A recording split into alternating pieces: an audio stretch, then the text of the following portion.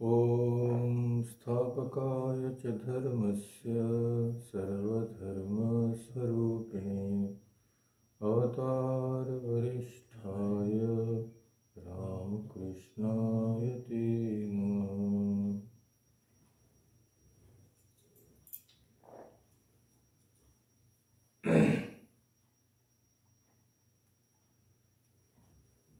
आज की चर्चा का विषय आपने देखा ही है, हिंदू धर्म में वेद का स्थान। तो हमारे शास्त्र कहते हैं कि काल के प्रभाव से धर्म का ह्रास होता है। मनुष्य धर्म के मूल तत्वों को भूल जाता है, कुछ अंधविश्वासों, कुछ मतवादों या अपनी उर्वर मस्तिष्क की कल्पनाओं को धर्म का स्थान दे देता है। और प्रत्येक युग में ही ऐसा होता है। जब ऐसा होता है तो ईश्वर स्वयं आते हैं धराधाम पर मनुष्य को धर्म का मूल तत्व समझाने, धर्म का सार समझाने। ऐसा युग युग में होता है, जैसा कि आपने गीता में पढ़ा ही है। श्री कृष्ण कहते हैं यदा यदा ही धर्मस्य इत्यादि। तो जब ऐसे ईश्वर का अवतरण होता है, उनके साथ उनके कुछ पार्षद भी आते हैं जो उनका उस युग के प्रति जो संदेश है वह हमारे सामने सरल भाषा में रखते हैं। ऐसे लोगों को युगाचार्य कहते हैं। तो ऐसे ही एक युगाचार्य थे स्वामी विवेकानंद, और हमारी आज की चर्चा जो होगी उन्होंने इस विषय में क्या कहा है उसका ही हम अध्ययन करेंगे। तो संक्षिप्त में आपको दिखा दूं कि आज किन किन विषयों पर चर्चा करेंगे। मैं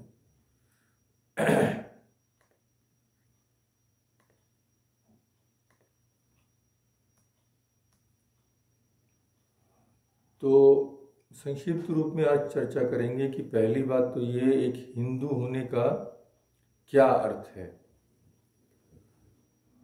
दूसरा, हिंदू धर्म की क्या विशेषता है, शास्त्र किसे कहते हैं, वेद हमारे जो शास्त्र हैं, मूल शास्त्र जैसा कि हम देखेंगे, उसकी रचना किसने की थी, हिंदू वेद को अनादि क्यों मानते हैं, और ऋषि किसे कहते हैं।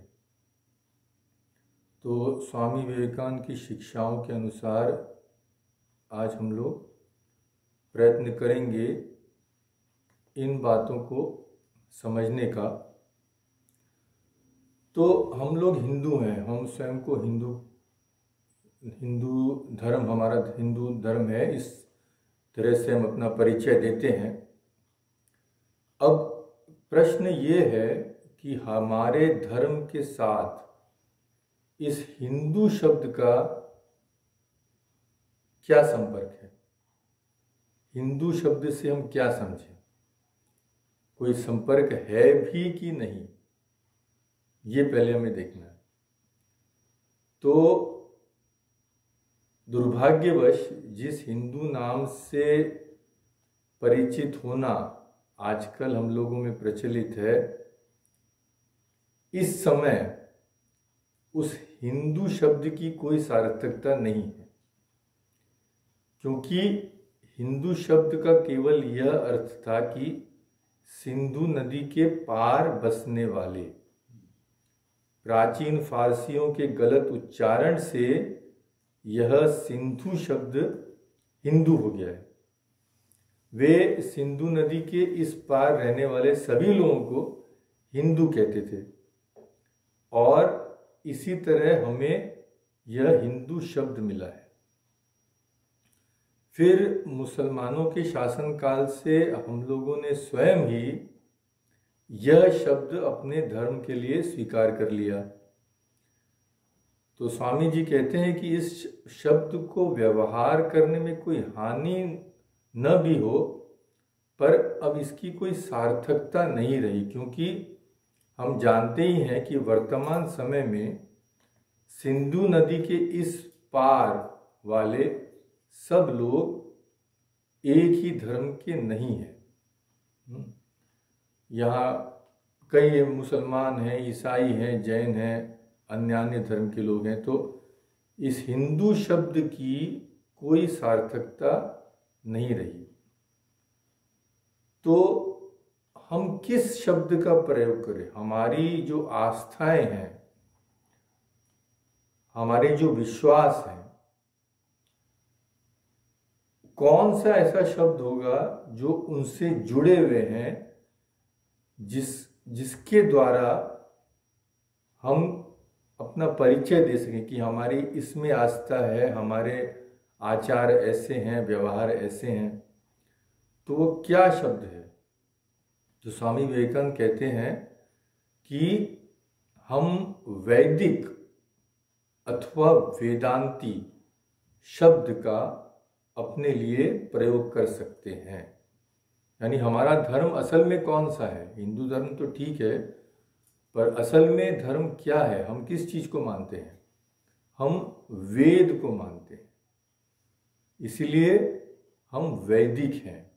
हम वेदांत को मानते हैं, इसलिए हम वेदांती हैं।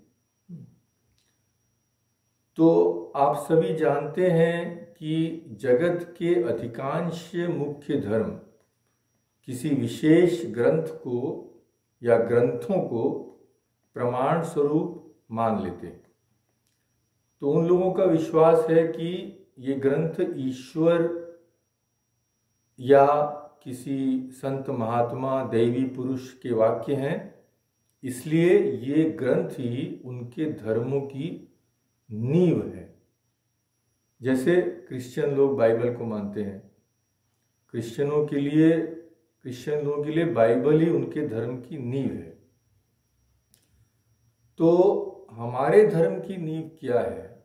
इस वैदिक शब्द से ही पता चलता है कि हिंदुओं के धर्म की नींव है वेद, और अन्य सभी धर्मों के जो ग्रंथ हैं उनमें से वेद ही सबसे प्राचीन है।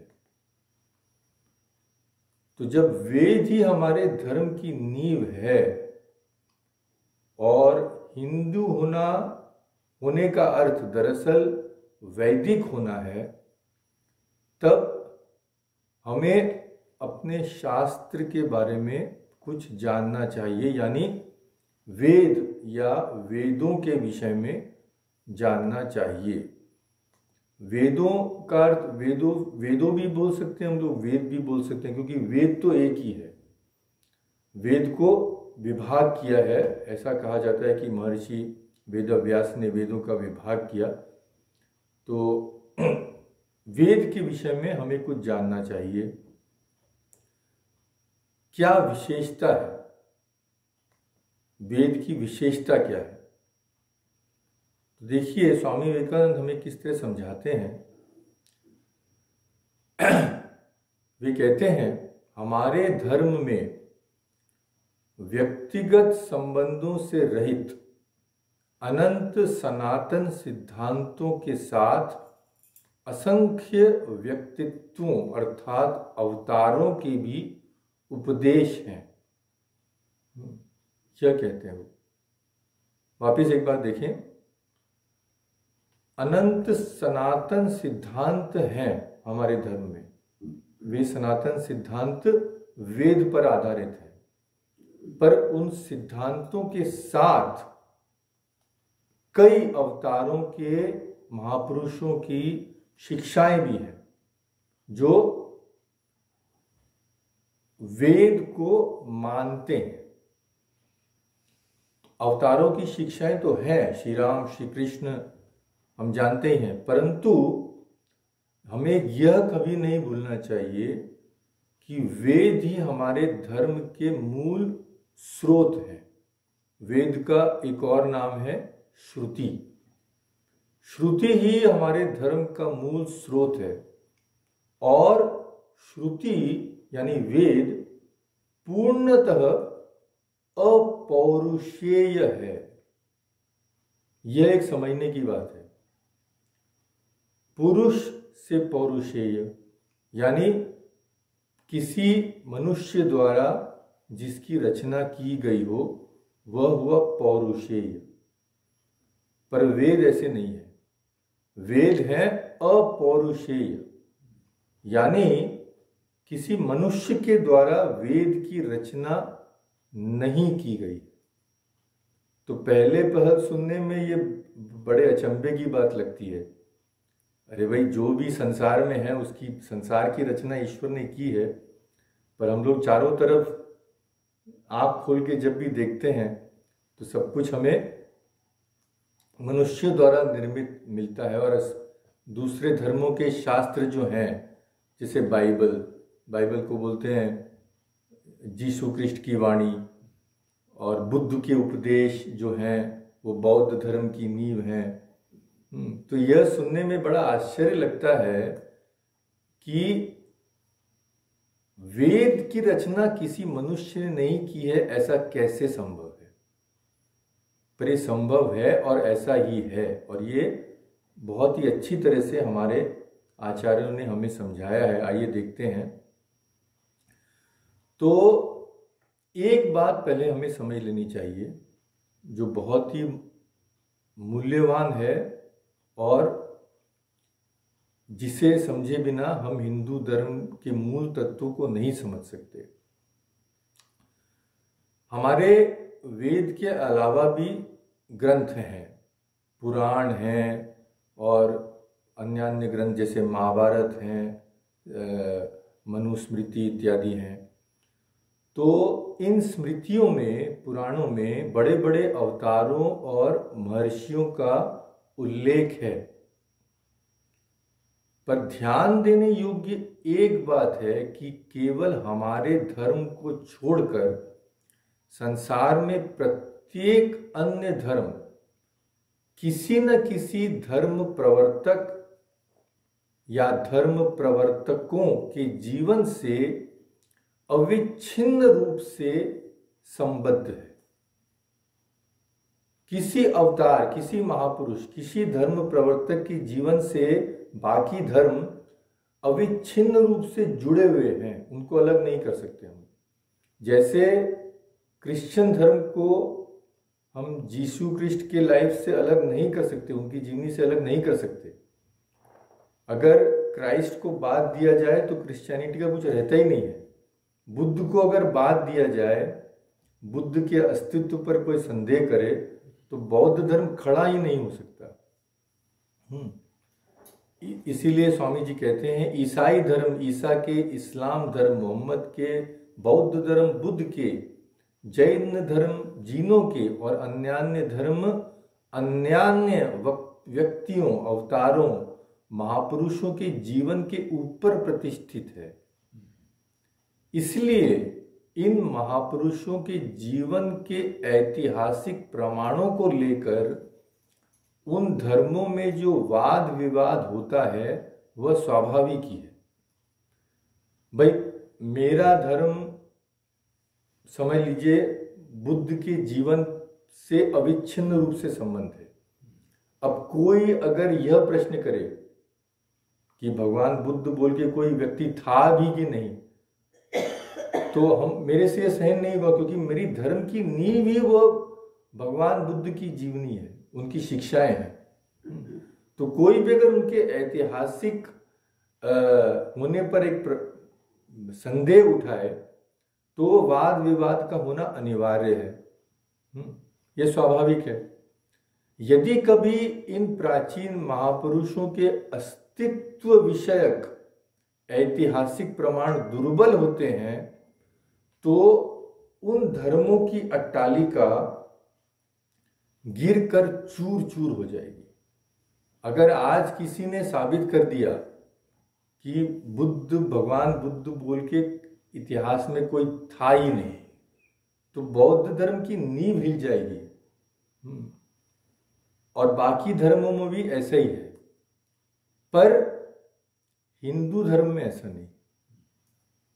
क्यों?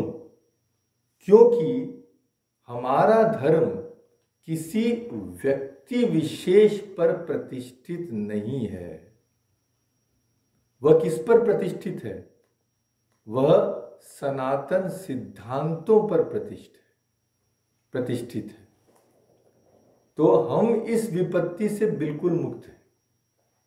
यदि आज कोई प्रमाणित कर दे कि श्री रामचंद्र बोल के कोई नहीं था, सब मिथ्या है, कोई प्रमाणित कर दे श्री कृष्ण बोल के कोई जन्मा ही नहीं था, सब मिथ्या है, इससे हमारे धर्म को बिल्कुल भी आंच नहीं आएगी। क्योंकि हमारा धर्म इन अवतार पुरुषों को मानता है, इनकी श्रद्धा करता है, पर हमारा धर्म इनके जीवन से अविच्छिन्न रूप से जुड़ा हुआ नहीं है। इनके बिना भी हमारा धर्म जहां है वहीं रहे। क्यों? क्योंकि हमारा धर्म सनातन सिद्धांतों के ऊपर प्रतिष्ठित है।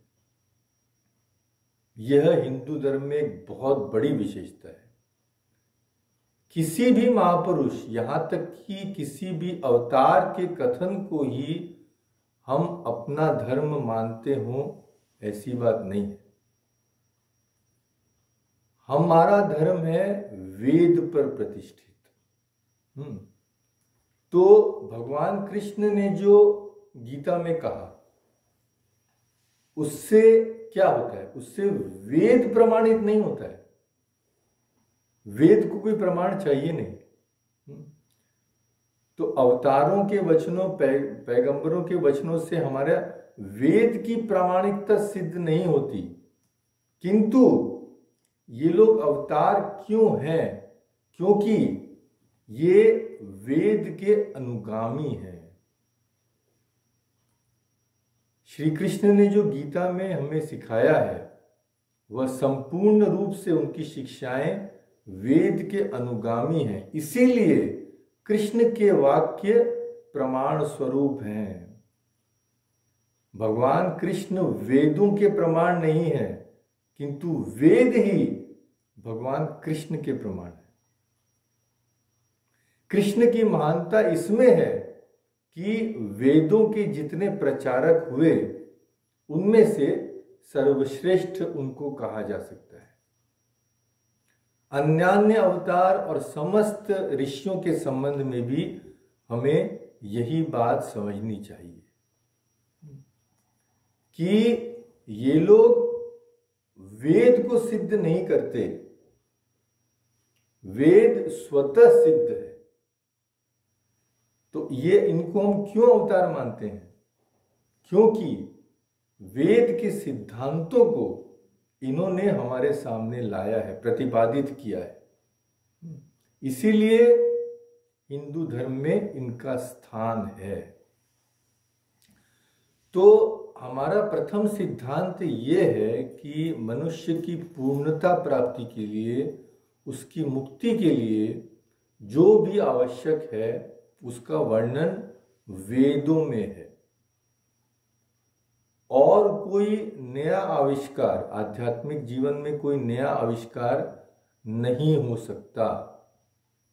समस्त ज्ञान के चरम लक्ष्य स्वरूप पूर्ण एकत्व के आगे हम लोग नहीं बढ़ सकते। यूनिटी अथवा एकत्व के आगे हम नहीं बढ़ सकते। इसलिए स्वामी विवेकानंद ने कहा है कि तत्त्वमसि, तत्त्वमसि यानी तुम अपने को जीव समझते हो, पर तुम हो असल में पूर्ण ब्रह्म। तो एक तत्त्वमसि का वाक्य, इस वाक्य के साथ ही आध्यात्मिक ज्ञान संपूर्ण हो गया। यह तत्त्वमसि वेदों में है। विभिन्न देश काल पात्र के अनुसार समय समय की केवल लोक शिक्षा शेष रह गई है। इस प्राचीन सनातन मार्ग में हमारा चलना ही शेष रह गया है। इसीलिए समय समय पर विभिन्न महापुरुष, आचार्य यहाँ तक कि भगवान स्वयं उनका अभ्युदय होता है, जो गीता में कहा ही गया है। आप जानते ही हैं श्री कृष्ण की वाणी, जब धर्म की हानि और अधर्म की वृद्धि होती है तब मैं धर्म की रक्षा के लिए अवतार ग्रहण करता हूँ।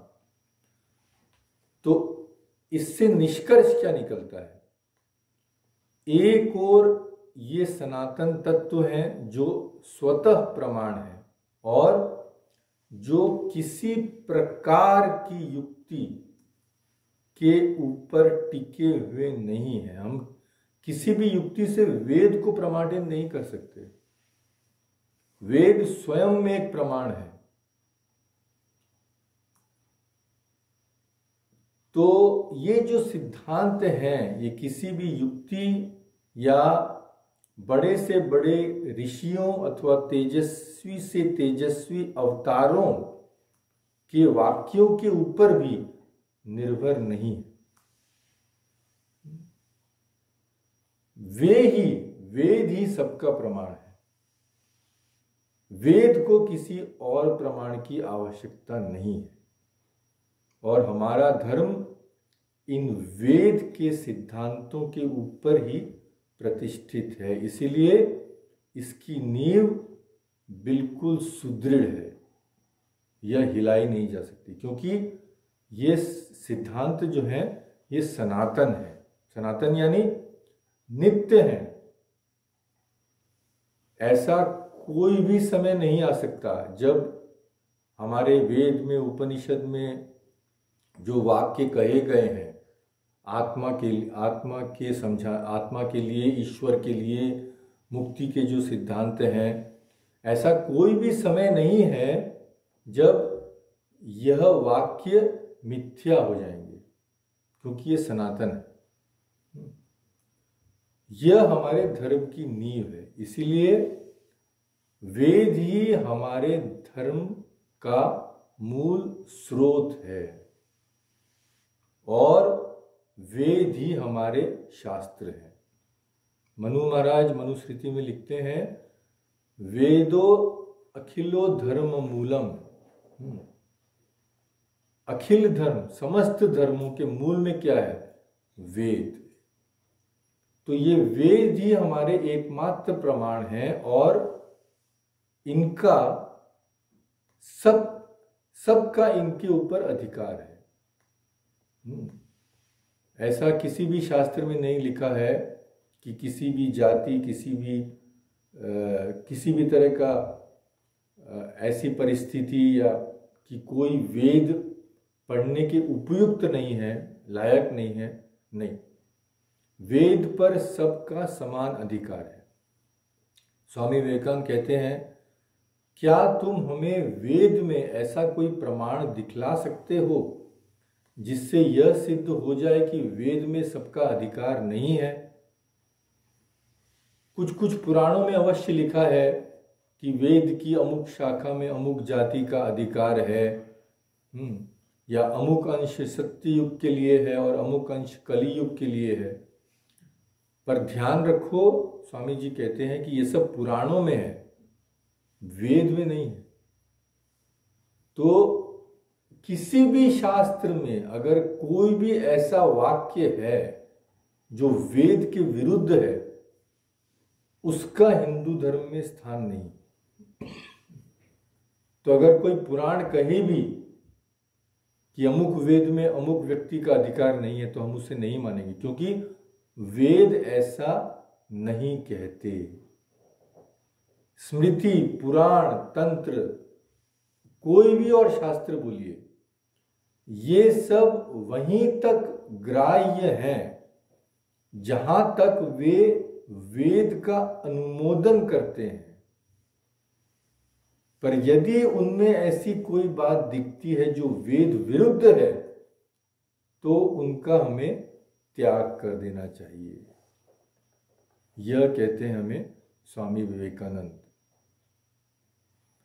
इसीलिए वो कहते हैं, मैं वह दिन शीघ्र देखना चाहता हूं जिस दिन प्रत्येक घर में गृह देवता शालिग्राम की मूर्ति के साथ साथ वेद की पूजा भी होने लगेगी जब बच्चे, बूढ़े और स्त्रियां वेद अर्चना का शुभारंभ करेंगे। तो वेद हमारे शास्त्र हैं। शास्त्र की क्या परिभाषा है हम संक्षेप में देखते हैं।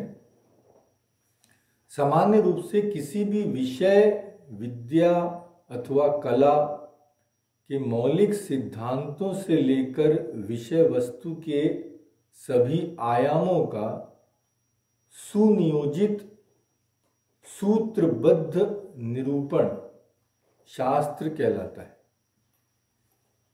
तो हमारे यहाँ शास्त्र की परिभाषा इस प्रकार दी गई है। शास्ति च त्रायते च। शास्त्र त्रायते यानी हमारा त्राण करते हैं, और शास्ति च, शास्ति माने हमारा शासन करते हैं। शास्त्र हमारा शासन करते हैं, इसका अर्थ क्या है? हमें शासन करने वाला क्यों चाहिए? हम स्वाधीन हैं, हमारे मन की जैसी इच्छा हम वैसा करेंगे। पर नहीं, बच्चों का शासन क्या नहीं करना पड़ता है? माता पिता क्या बच्चों का शासन नहीं करने देते? अगर नहीं करेंगे तो बच्चा आग में जाके खुद को जला लेगा, या ऐसा कुछ खा लेगा जो नहीं खाना चाहिए। तो हम लोग भी आध्यात्मिक जगत में बच्चे हैं, शिशु हैं। हम नहीं जानते कि हमारे लिए क्या करना उचित है और क्या करना अनुचित। तो हमें भी शासन की आवश्यकता है, हमारे ऊपर भी शासन करने की आवश्यकता है। और यह शासन करते हैं हमारे शास्त्र। वे हमसे कहते हैं यह करो और यह मत करो, यह करना उचित है, यह करना अनुचित है। इसीलिए शास्त्र की परिभाषा दी गई है, शास्त्री च त्रायते च। वे शासन करते हैं, पर शासन क्यों करते हैं? हमारी हानि करने के लिए नहीं, हमें ईश्वर तक पहुंचाने के लिए, हमारा त्राण करने के लिए। और भी कहा गया है, शास्त्र यानी शिष्यते अनेन, जिसके द्वारा हमें शिक्षा प्राप्त हो, जो शिक्षा अनुशासन प्रदान करके हमारी रक्षा करती है, हमारा मार्गदर्शन करती है, उसे शास्त्र कहते हैं। और वेद ही हमारे शास्त्र हैं। बाकी अन्यान्य जो भी शास्त्र हैं वे इसीलिए मान्य हैं कि वे वेद का अनुमोदन करते हैं। उनमें वेद के सिद्धांतों को ही आसान तरीके से कहा गया है। पुराण आप लीजिए या कोई भी महाभारत के जो आध्यात्मिक अंश हैं उनको अगर पढ़िए तो वेद के सिद्धांत को ही कथा द्वारा, कहानियों द्वारा हम तक पहुंचाते हैं। उनका हम आदर इसीलिए करते हैं क्योंकि वे वेद की ही शिक्षा देते हैं।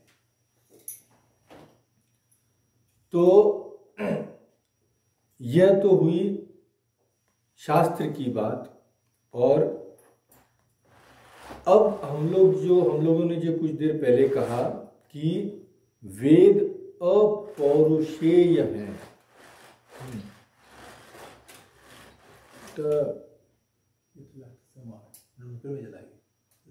I have no problem.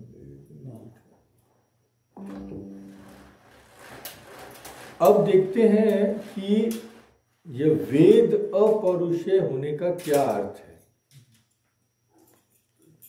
वेद शब्द आप लोग में से अधिकांश लोग जानते ही हैं कि वेद शब्द विद धातु से आया है। संस्कृत का प्रत्येक शब्द एक धातु से आता है। धातु के बाद हम लोग कोई प्रत्यय लगाते हैं इत्यादि। तो वेद शब्द आया है विद धातु से। विद धातु का अर्थ है जानना। अब वेद नामक जो शब्द राशि है वह किसी के भी मुख से नहीं निकली है। स्वामी विवेकानंद कहते हैं किसी भी मनुष्य के, चाहे वे भगवान के अवतार ही क्यों न हो, भगवान के अवतार ही क्यों न हो, उन्होंने वेद की रचना नहीं की है। वेद का काल निर्णय अभी भी नहीं हो पाया है, न आगे होने की संभावना है। इसलिए स्वामी विवेकानंद कहते हैं मेरा यह विश्वास है कि वेद कभी लिखे नहीं गए, वेदों की उत्पत्ति नहीं हुई। उत्पत्ति किस चीज की होगी? जो किसी समय पर नहीं था, पर जो सनातन सत्य है उसकी उत्पत्ति कैसे हो सकती है? तो वेदों की उत्पत्ति कभी हुई नहीं। From that it is coming this light from which window? This light? This window. Yeah, middle one. No?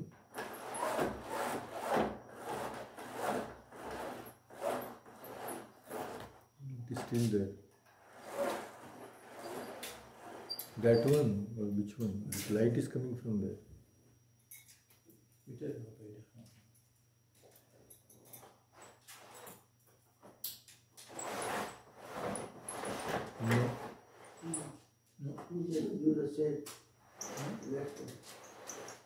Anyway, leave it.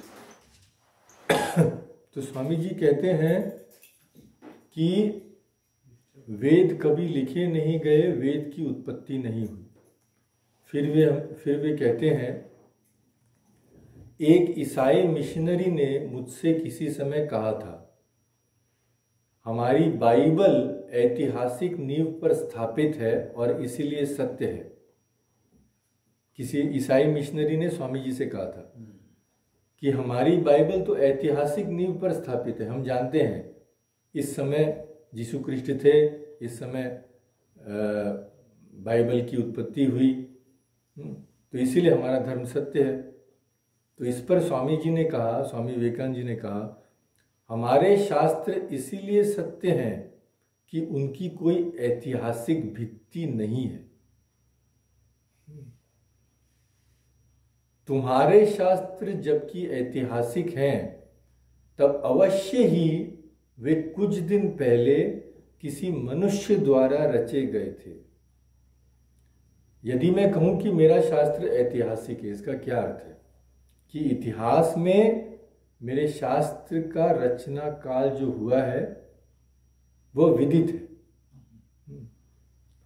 इसीलिए मेरा शास्त्र सत्य है। क्योंकि हम इतिहास के पन्ने पलटते हैं तो उसमें जिक्र मिलता है कि मेरा शास्त्र इस समय लिखा गया। पर स्वामी विवेकानंद ये कहते हैं कि हमारे शास्त्र इसलिए सत्य हैं कि उनकी कोई ऐतिहासिक भित्ति है ही नहीं, क्योंकि वे मनुष्यों के द्वारा रचे ही नहीं गए।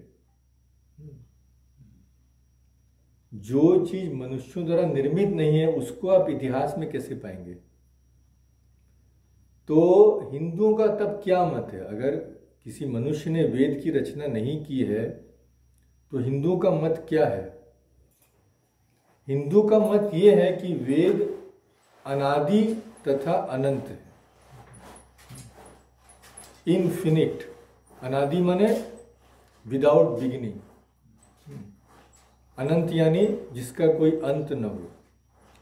तो एक विशेष बात हम लोगों को स्मरण रखनी चाहिए, वह यह कि जगत के अन्यान्य धर्म अपने शास्त्रों को यही कहकर प्रामाणिक सिद्ध करते हैं कि वे ईश्वर रूप व्यक्ति अथवा ईश्वर की किसी दूत या पैगंबर की वाणी है। दूसरे धर्म क्या कहते हैं? क्रिश्चियन धर्म क्या कहेगा? बाइबल सत्य है, क्यों?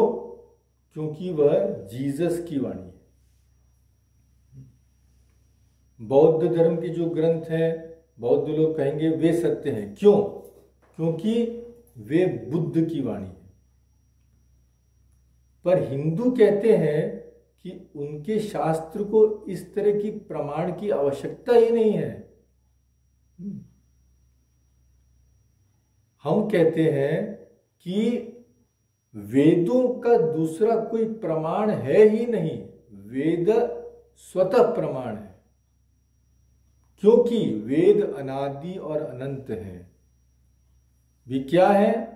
वे ईश्वरीय ज्ञान राशि हैं। ईश्वर के ज्ञान को वेद कहा जाता है।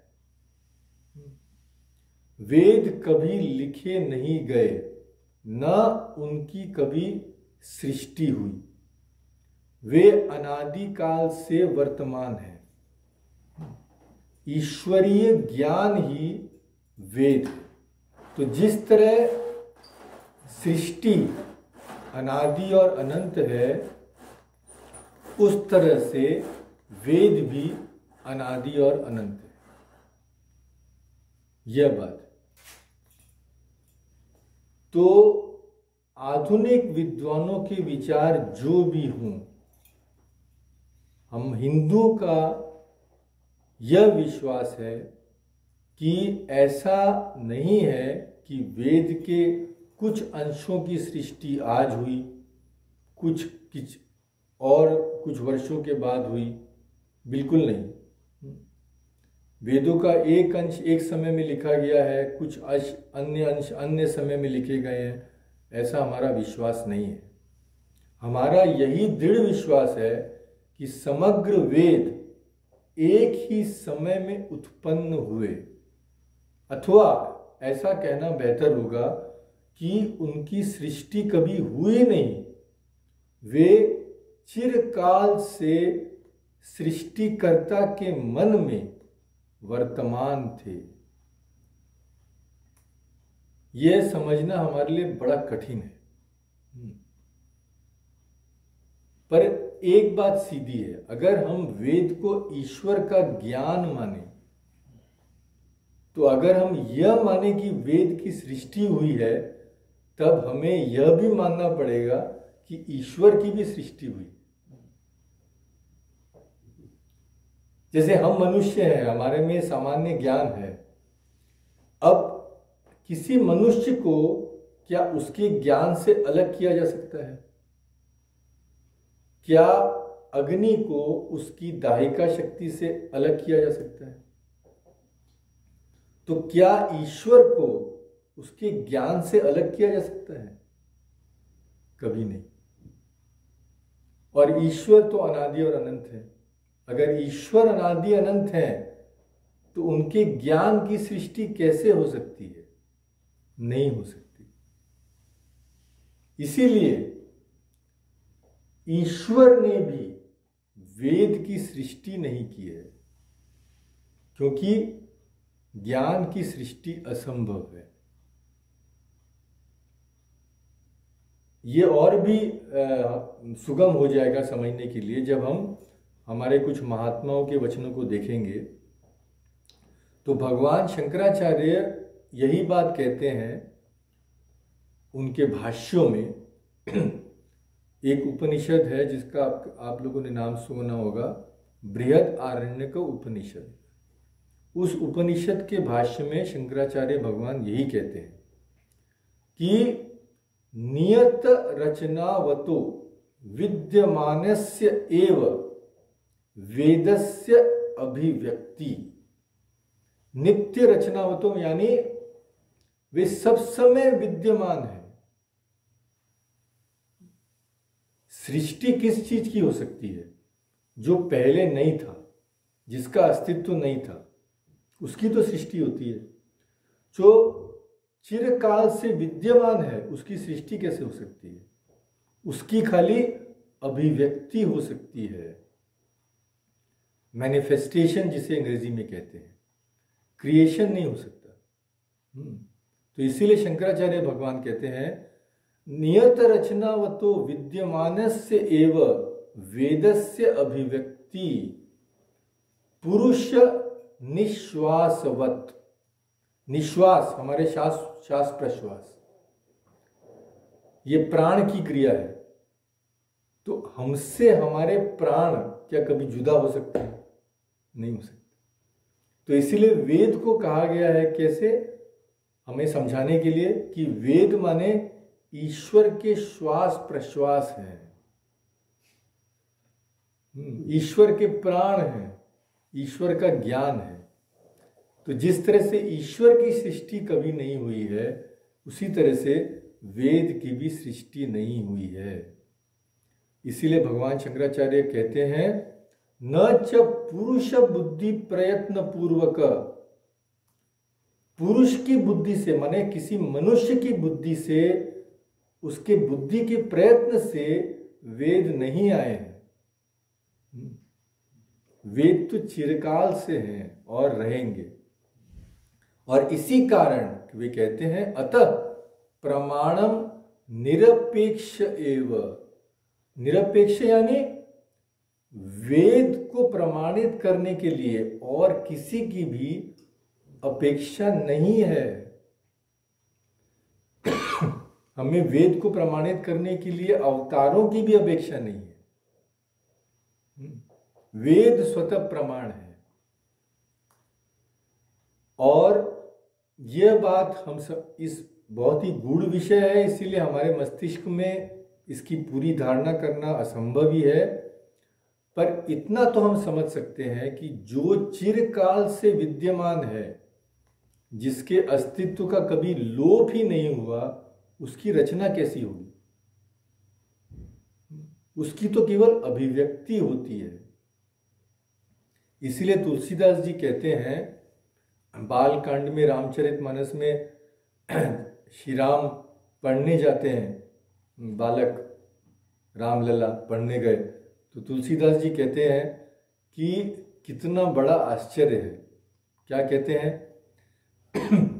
जाकी सहज श्वास श्रुति चारी, सोहरि पढ़य कौतुक भारी। जाकी सहज श्वास माने जिनका श्वास प्रश्वास श्रुति है, वेद है, जो ज्ञान स्वरूप है, सो हरि, वे हरि भगवान पढ़ने जा रहे हैं। सोचिए, तो यह भगवान की लीला है कि जिनके वेद श्वास प्रश्वास हैं, वही लीला कर रहे हैं। वे ज्ञान प्राप्त करने किसी गुरु के पास जा रहे हैं। फिर कहते हैं, भगवान की महिमा को बखानते हुए तुलसीदास जी कहते हैं, जासु घ्राण अश्विनी कुमारा, निशि अरु दिवस निमेष अपारा। श्रवण दिशा दस वेद बखानी, मारुत श्वास निगम निज बानी। निगम निज बानी, वेद उनकी वाणी है। अश्विनी कुमार जिनकी नासिका है, रात और दिन जिनके निमेष है, पलक मारना और खोलना है। दसों दिशाएं जिनके कान है, वायु श्वास है, और वेद जिनकी वाणी है। यह है वेद का स्थान।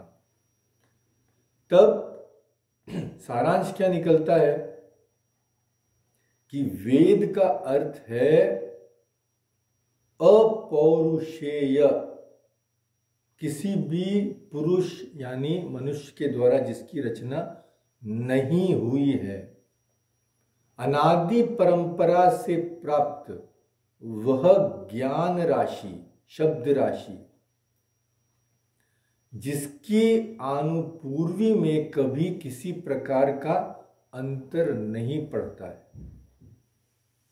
वह ज्यों का त्यों रहता है, अचल अटल रूप से प्रतिष्ठित है। वेद शब्द का अर्थ है ज्ञान। ज्ञान नित्य है, वह बनाया नहीं जाता। ज्ञान की सृष्टि कोई कर सकता है? क्योंकि ज्ञान की सृष्टि करने के लिए जो ज्ञान चाहिए वह तो उसमें है ना। तो उसी ज्ञान राशि को वेद कहते हैं। ईश्वर भी वेद का निर्माण नहीं करते, क्योंकि अगर ईश्वर ने वेद बनाया होता तो उससे पूर्व उनमें वेद का ज्ञान होना आवश्यक होता। इसी प्रकार अगर हम ये मान लें कि ईश्वर ने वेद की सृष्टि की है तो हमें यह मानना पड़ेगा कि ईश्वर में भी कभी अज्ञान था, पर ऐसा नहीं हो सकता। तो वेद ईश्वर का श्वास प्रश्वास है, जीवन है। बृहदारण्यक उपनिषद में कहा गया है, अस्य महतो भूतस्य निश्वसितम एतत् ऋग्वेदो यजुर्वेद सामवेदो। यह ईश्वर का श्वास है। ये सब वेद, ऋग्वेद यजुर्वेद जो भी है, ईश्वर का श्वास प्रश्वास है। जैसे श्वास प्रश्वास हमारे शरीर से निकलते हैं, वैसे ही वेद भी निकले हैं। मनुष्य के जीवन का प्रतीक क्या है? श्वास। कोई जिंदा है कि नहीं उसे हम कैसे पहचानते हैं? भाई नाक के नीचे उंगली रख दो, अगर कुछ नहीं है चले गए। तो मनुष्य के जीवन का प्रतीक श्वास है। इसी प्रकार वेद ईश्वर के श्वास है। ईश्वर अनादि अनंत है, इसीलिए उनके श्वास रूप वेद भी अनादि अनंत हैं। ईश्वर स्वभाव से सर्वज्ञ एवं परम कारुणिक हैं, अतः उनके निश्वास रूप वेद भी समस्त प्राणियों के लिए हितकारी हैं। और यह जो ज्ञान वेद में है, उसी की सहायता से ईश्वर इस निखिल विश्व ब्रह्मांड की सृष्टि करते हैं। सायणाचार्य जिन्होंने वेद पर भाष्य लिखा है, वे कहते हैं, यो वेदेभ्यो अखिलम जगत निर्ममे। अखिलम जगत, इस पूरे विश्व ब्रह्मांड की सृष्टि कैसे हुई? वेद में जो ज्ञान है उस ज्ञान से इसकी सृष्टि हुई। तो वेद की कभी रचना हुई नहीं, क्योंकि ज्ञान की रचना नहीं हो सकती। वेद की अभिव्यक्ति हुई है, मैनिफेस्टेशन। वेद प्रकट होते हैं, किनके हृदय में प्रकट होते हैं, ये हमें देखना है। हमारे आपके जैसे साधारण मनुष्य के हृदय में वेद प्रकट नहीं होते।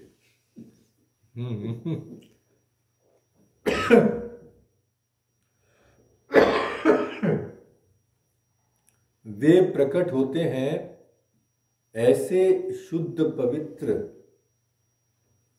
मनों में, जिनमें संसार के प्रति बिल्कुल भी आसक्ति नहीं।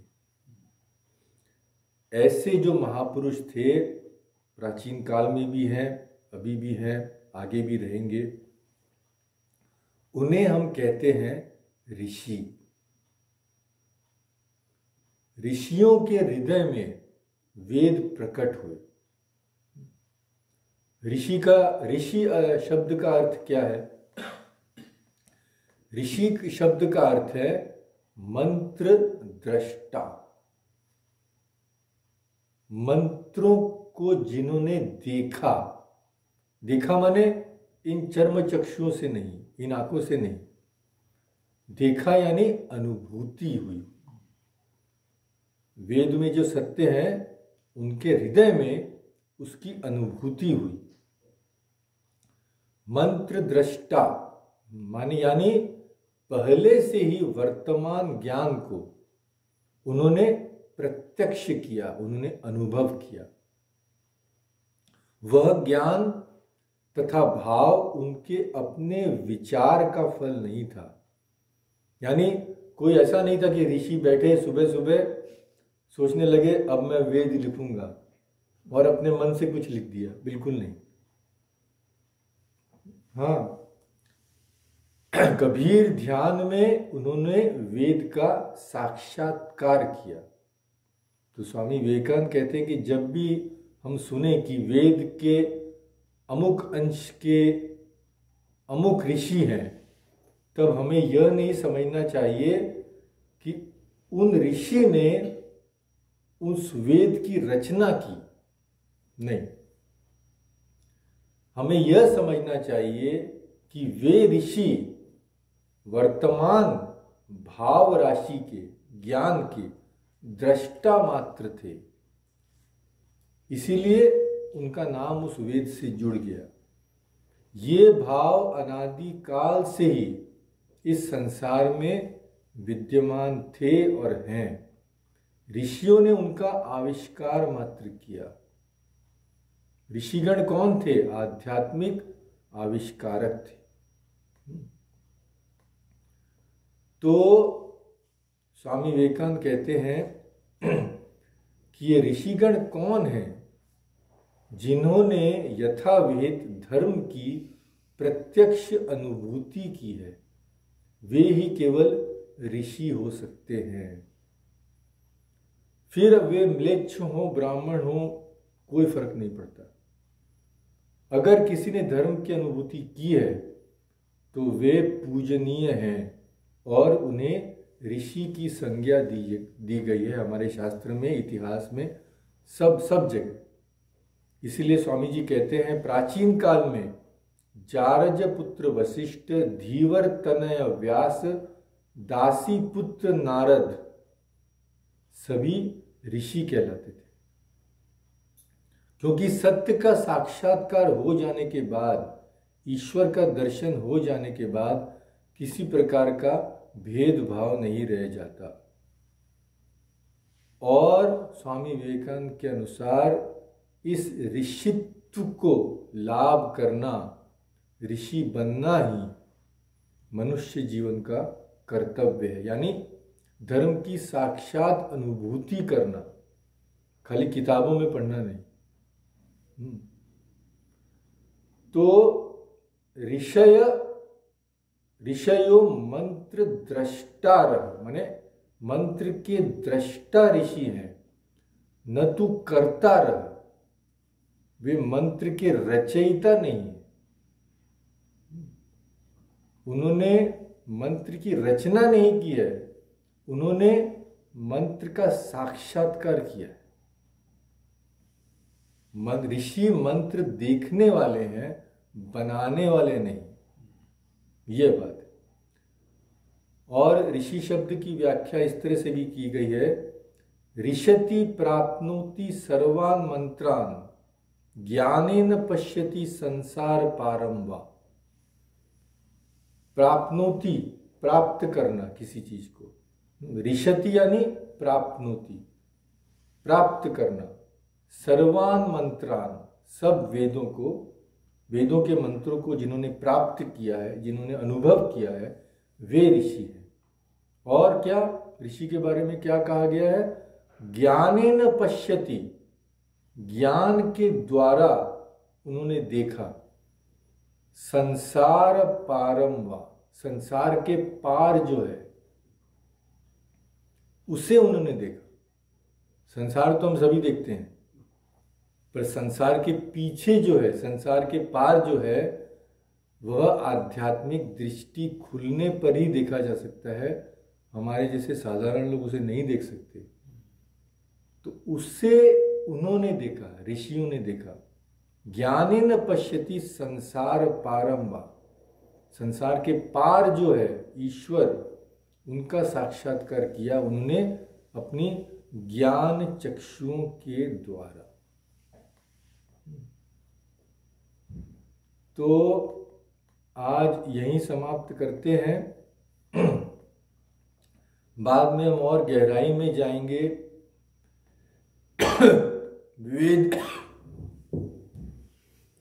वेद के 2 कांड हैं, ज्ञान कांड, कर्म कांड। कई लोगों का मत है कि वेद कांड त्रयात्मक है, यानी वेद के 3 कांड हैं, कर्म कांड, उपासना कांड, ज्ञान कांड। तो और फिर वेद और वेदांत, वेदांत का क्या अर्थ है, इन पर हम अगली बार चर्चा करेंगे। तो हमने आज जो देखा, जो प्रश्न, जिन प्रश्नों का उत्तर हमें मिला, पहला, हिंदू होने का क्या अर्थ है? हिंदू होने का अर्थ है वेद अनुगामी, वेदों के सिद्धांत को स्वीकार करने वाला वैदिक जो मनुष्य है, वेदांती जो मनुष्य है, वही हिंदू है। दूसरी बात, हिंदू धर्म की क्या विशेषता है? बाकी सभी धर्म ग्रंथ किसी अवतार, पैगंबर, संत महात्मा के जीवन से अविच्छिन्न रूप से बद्ध है, पर हिंदू धर्म किसी भी मनुष्य से बद्ध नहीं है, वह सिद्धांतों पर टिका हुआ है। इसीलिए अगर किसी ने प्रमाणित कर भी दिया कि हमारे अवतार कभी थे ही नहीं, कोई ऐतिहासिक भित्ति है ही नहीं, हमारे धर्म का कुछ आता जाता नहीं, क्योंकि मनुष्य रहे नहीं रहे, सिद्धांत रहेंगे, सिद्धांत सनातन है। तीसरी बात, शास्त्र किसे कहते हैं? शास्त्र जो हमारा शासन करे। शासन किस लिए करे? हमारा मार्गदर्शन करे शासन के द्वारा, ताकि हमें ऋषित्व प्राप्त हो, हम भी ऋषि बन सकें, उस तत्व का साक्षात्कार कर सकें। चौथी बात, वेद की रचना किसने की थी? किसी ने नहीं, क्योंकि वेद की रचना हुई ही नहीं, ज्ञान की कोई रचना नहीं कर सकता। पांचवा प्रश्न, हिंदू वेद को अनादि क्यों मानते हैं? क्योंकि वेद ईश्वर का ज्ञान है, ईश्वर और उनके ज्ञान को कोई अलग नहीं कर सकता।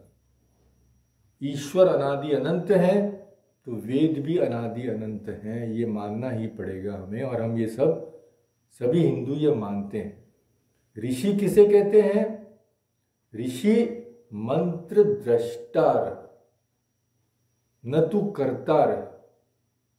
मंत्र की कर्ता नहीं है, मंत्र की रचना उन्होंने नहीं की है, उन्होंने केवल मंत्र का साक्षात्कार किया है, अपने पवित्र हृदय से मंत्र का साक्षात किया है, और उसी शब्द राशि को उन्होंने साक्षात्कार करके जो लिखा, उसी शब्द राशि को आजकल हम वेद बोलते हैं।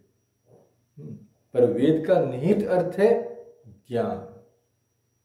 वेद से हमें वो पुस्तक नहीं समझनी चाहिए, पुस्तक तो कभी छापी गई है, पर वेद का अर्थ है ज्ञान। इसीलिए वेद ईश्वर का ज्ञान है। वेद के ऊपर, वेद के सिद्धांतों के ऊपर पूरा हिंदू धर्म टिका हुआ है।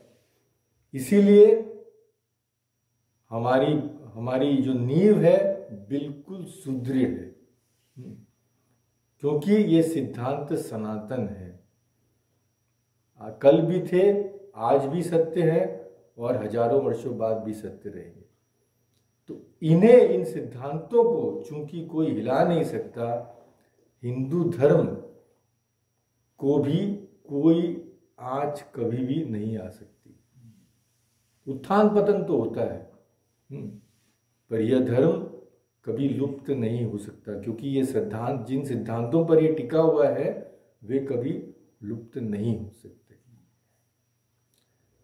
तो आज यहीं शेष करें।